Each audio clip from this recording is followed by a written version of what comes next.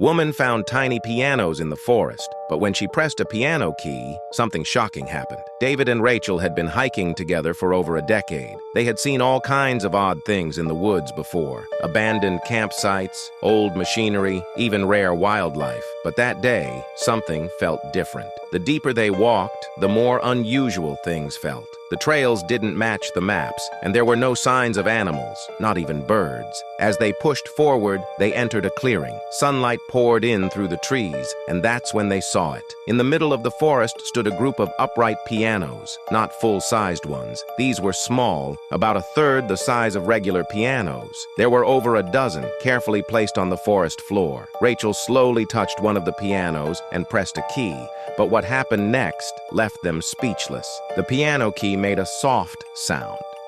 Then something moved nearby. Rachel pulled her hand back quickly. David looked around, trying to see where the sound came from. Suddenly, a wooden hatch opened in the ground just a few steps away from the pianos. A man slowly climbed out. His clothes were dirty. His hair and beard were long. His eyes looked wild. He seemed confused and angry.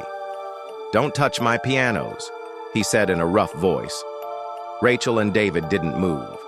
The man walked around the small pianos, checking each one. He whispered to himself as he looked at the keys. He touched them gently, like they were very special to him. Rachel took a step back. David stayed close to her. They didn't know who this man was, but he didn't seem safe. Then another man appeared from the trees. He was wearing a forest ranger uniform. He walked calmly toward them. "It's okay," the ranger said. "His name is Carl. He won't hurt you." The old man stopped and looked at the ranger. He slowly sat down on a log nearby.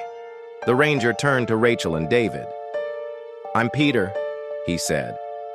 "Carl used to be a famous piano player.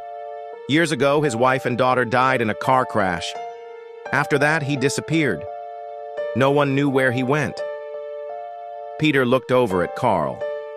"He came here and built a small home underground. He made these pianos by hand. He spends every day with them." Rachel felt sad. Carl wasn't dangerous. He was just hurt and lonely. David nodded quietly. He understood now why the man was upset when Rachel touched the piano. Peter explained that he checks on Carl often. He said Carl doesn't like visitors, but he never hurts anyone. He just wants to be left alone with his music. Rachel apologized. She didn't mean to scare him. Peter smiled and said it was okay. They all stood in silence for a moment. The sun was going down. The light hit the pianos, making them glow softly. David and Rachel said goodbye and started walking back through the forest. They didn't take photos. They didn't tell anyone what they saw. Some things, they felt, were meant to stay secret.